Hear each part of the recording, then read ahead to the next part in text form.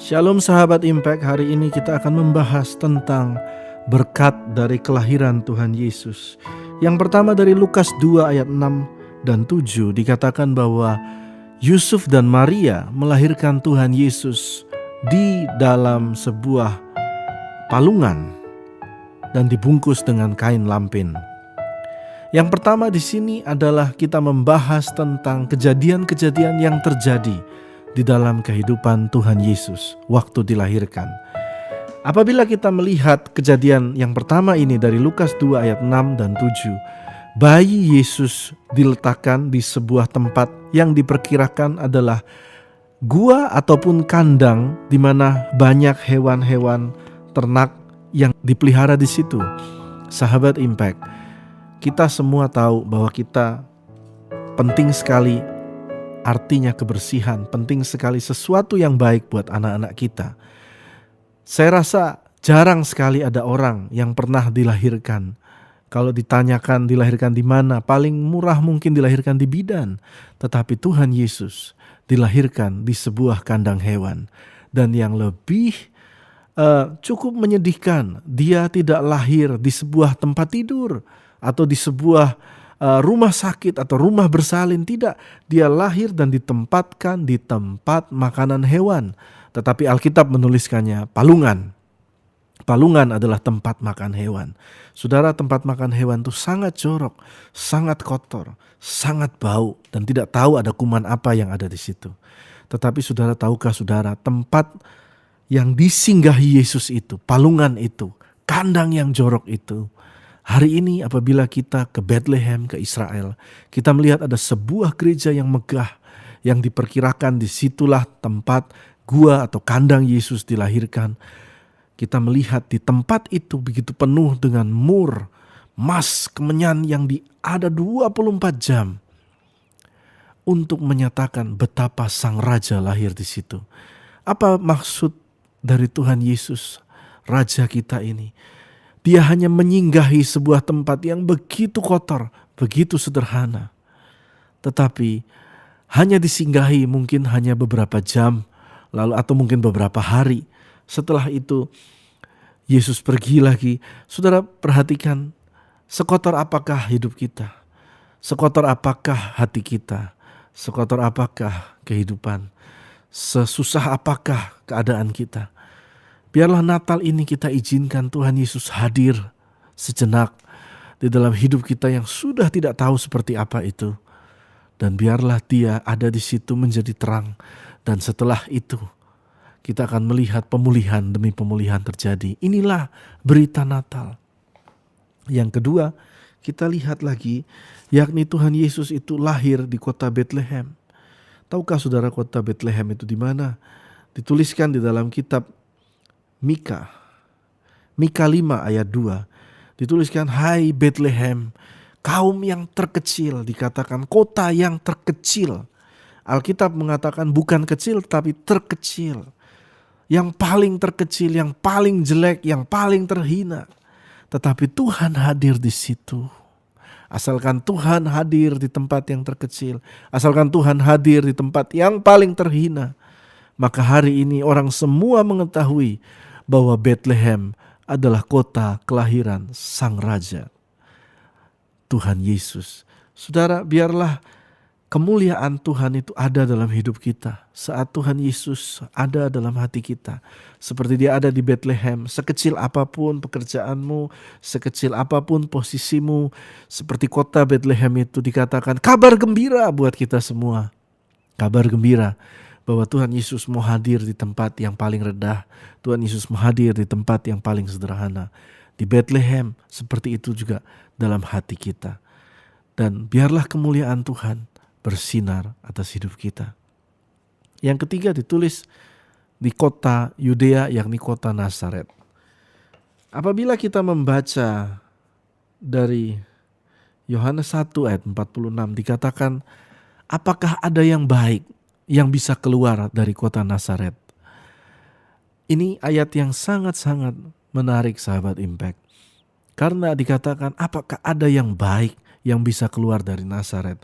Saya mungkin pikirkan bahwa Nazaret itu waktu itu adalah sebuah kota atau daerah yang mungkin cukup jelek. Mungkin banyak perampok di situ, mungkin banyak pencuri di situ, sehingga ditulis apakah ada yang baik bisa keluar dari kawasan itu. Mungkin kalau kita lihat kalau sebuah tempat mungkin di Kalijodo di Jakarta yang kemarin diperbaiki oleh Pak Gubernur, kawasan itu terkenal sebagai kawasan yang kotor. Lalu dikatakan apakah mungkin ada yang baik keluar dari Kalijodo. Demikian juga dengan Nazaret. Tetapi Tuhan Yesus hadir di Nazaret. Lalu kita lihat kemudian di Kisah Para Rasul, murid-murid Yesus berkata, di dalam nama Yesus orang Nazaret. Di dalam nama Yesus orang Nazaret, bangkitlah, berdirilah, terceliklah. Di dalam nama Yesus orang Nazaret itu, maka setan-setan pun takluk. Perhatikan saudara di sini, sebuah kata yang paling jelek, kata Nazaret, digandeng dengan kata Yesus. Maka itu akan menghasilkan satu kekuatan, satu penyertaan. Dan tiba-tiba orang tidak peduli lagi mendengar kata Nazaret. Tiba-tiba orang tidak peduli lagi memikirkan sesuatu yang buruk tentang Nazaret. Karena ada satu kata di sebelah Nazaret, yakni Yesus orang Nazaret itu. Saya berdoa, mungkin saudara namanya Joni. Joni bersama Yesus diberkati. Saudara mungkin wanita bernama Lili. Lili bersama Yesus diberkati. Orang tidak peduli lagi melihat bagaimana dulu seorang Joni atau seorang Lili, tetapi ada Yesus di dalamnya. Dan terang itu akan bersinar. Yang keempat, yang terakhir saudara, apa berita Natal? Tahukah saudara bahwa kayu salib adalah sesuatu yang sangat tercela, sesuatu yang sangat hina. Jangankan menyebutnya, memikirkan pun orang tidak berani saat itu, karena itu adalah hukuman yang paling mengerikan. Tetapi pikirkanlah saudara, pada akhir hidupnya Tuhan Yesus dipaku di atas kayu salib. Dan hari ini salib menjadi lambang kemenangan. Hari ini lambang siksaan, lambang yang memalukan menjadi lambang kemenangan, lambang kuasa, lambang pengorbanan, lambang kasih Kristus. Di balik inilah inti Injil, inilah berita gembira itu. Immanuel, Tuhan besertamu. Seperti dia menyertai salib itu, kayu yang begitu terhina, menjadi mulia. Saat ini salib dipakai menjadi perhiasan bagi banyak orang. Seperti nama Yesus digandeng dengan kata Nazaret. Seperti nama Yesus digandeng dengan kata Bethlehem yang paling kecil. Seperti bayi Yesus yang menghampiri palungan yang paling jorok. Bayangkan makanan hewan, tetapi ada baby Jesus di palungan itu saudara. Inilah arti Immanuel saudara. Tuhan beserta engkau. Yesus bersama Lili, Yesus bersama Albert, Yesus bersama Johnny, Yesus bersama dengan nama kita. Itu Immanuel. Immanuel saudara, saya berdoa apapun posisimu saat ini bersama Tuhan Yesus. Inilah kado yang terindah bagi kita. Immanuel.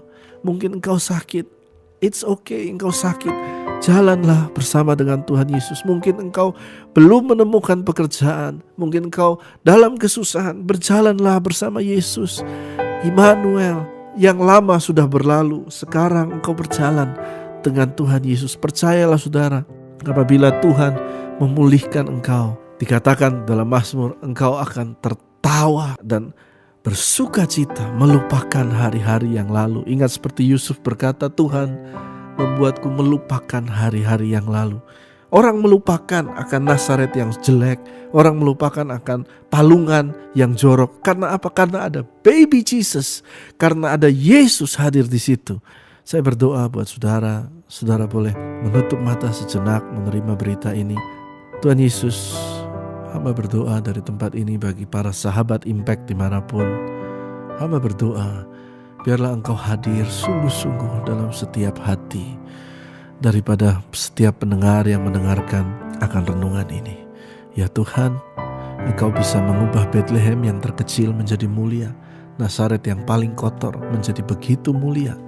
Engkau bisa mengubah palungan yang begitu hina menjadi palungan yang termahal mungkin di dunia. Engkau bukan mengubah kayu yang menjadi hinaan orang, asal Engkau mampir saja di situ, dan kayu salib menjadi lambang kemenangan. Hamba berdoa bagi setiap hati yang terbuka saat ini Tuhan. Engkau hadir di situ. Engkau hadir Tuhan. Engkau masuk menjadi juru selamat di setiap hati-hati yang terbuka. Dan biarlah Tuhan cahaya-Mu memenuhi mereka, sehingga mereka disebut orang-orang yang disertai Tuhan. Immanuel, hamba berdoa Tuhan, di dalam nama Yesus orang Nazaret itu. Biarlah Immanuel ini terjadi bagi setiap yang mendengarkan. Tuhan menyertai kita, membebaskan dan melepaskan kita. Di dalam nama Tuhan Yesus, selamat Natal.